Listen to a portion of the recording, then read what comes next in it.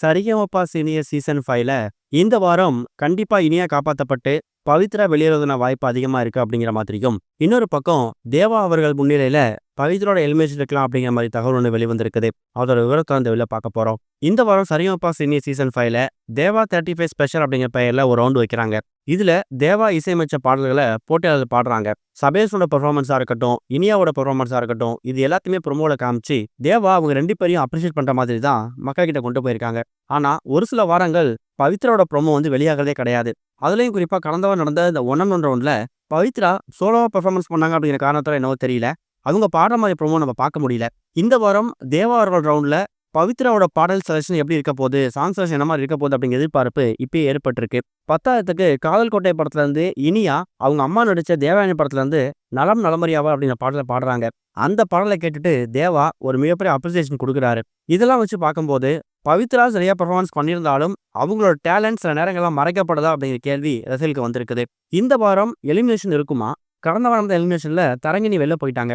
இந்த வாரம் ஒருவேளை எலிமினேஷன் இருந்துச்சுன்னா, அதுவும் தேவா ரவுண்ட்ல எலிமினேஷன் இருந்துச்சுன்னா, அது வெளியேறக்கூடிய போட்டியாளருக்கு மிகப்பெரிய பாதிப்பை ஏற்படுத்தும். கடந்த வாரமே பவித்ரோட பெர்ஃபார்மன்ஸ் கொஞ்சம் சுமாரா தான் இருந்துச்சுங்கிற மாதிரி ஜட்ஜஸ் கமெண்ட்ஸ் கொடுத்திருந்தாங்க. அதுக்கு காரணம் பவித்ராவுக்கு உடனே சரியில்லை, லைட்டா ஃபீவர் இருக்கு, த்ரோட் இஷ்யூஸ் இருக்குங்கிற மாதிரி அவங்க சொல்லியிருந்தாங்க.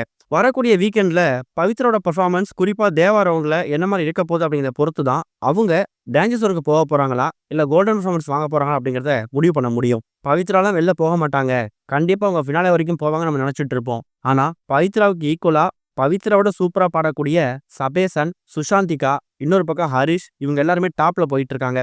நாம எதிர்பார்க்காத எந்த ஒரு போட்டியாளர் வேணாலும் எலிமினேட் ஆகலாம் அப்படிங்கிறதுக்கு கடந்த சில வாரம் நடந்த எலிமினேஷனை நம்ம உதாரணமா எடுத்துக்கலாம். பவித்ரா கூட சேர்ந்து தந்தன தந்தன தை மாசத்தை பெஸ்டா பெர்ஃபார்ம் பண்ண கௌஷிக் எதிர்பாராதமா டபுள் எலிமினேஷனை வெளில போனாரு. ஆனா இன்னும் நிறைய பேர் என்ன சொல்றாங்கன்னா, ப்ரொமோ வச்சு பார்க்கும்போது பவித்ராவுக்கு தேவா அவர்கள் தன்னோட சிக்னேச்சர் ஆட்டோகிராஃப் போட்ட அந்த பொக்கேவை கொடுக்குறாரு. ஸோ அது மூலயமா பவித்ராவும் கோல்டன் பெர்ஃபார்மன்ஸ் வாங்கிட்டாங்க அப்படின்றது கன்ஃபார்ம் ஆகியிருக்கு. அவங்க எலிமினேட் ஆக வாய்ப்பு இல்லைங்கிற மாதிரி இன்னொரு நியூஸும் கிடைச்சிருக்குது. எப்படி பார்த்தாலும் இந்த வாரம் பவித்ரா மற்றவங்களோட ரொம்ப சுமாரா பெர்ஃபார்மன்ஸ் பண்ணாங்கன்னா அவங்களும் அப்கமிங் வீக்ஸ்ல எலிமினேட் ஆகிறதான வாய்ப்பு இருக்கு. இல்ல அவங்களோட பெஸ்ட்டை கொடுத்து அடுத்தடுத்த கட்டத்துக்கு முன்னேறி போக போறாங்களா அப்படிங்கிறத நம்ம வெயிட் பண்ணி தான் பார்க்கணும். இனியா அப்புறம் பவித்ரா இந்த ரெண்டு போட்டியாளர்கள்ல யாரோட பாடல் உங்களுக்கு ரொம்ப பிடிக்கும்? பவித்ரா அப்புறம் இனியா இந்த ரெண்டு பேர்ல இவங்க தான் ஃபினாலே போகிறதுக்கு கரெக்டானவர் அப்படிங்கிறத மறக்காம கமெண்ட்ல மென்ஷன் பண்ணுங்க.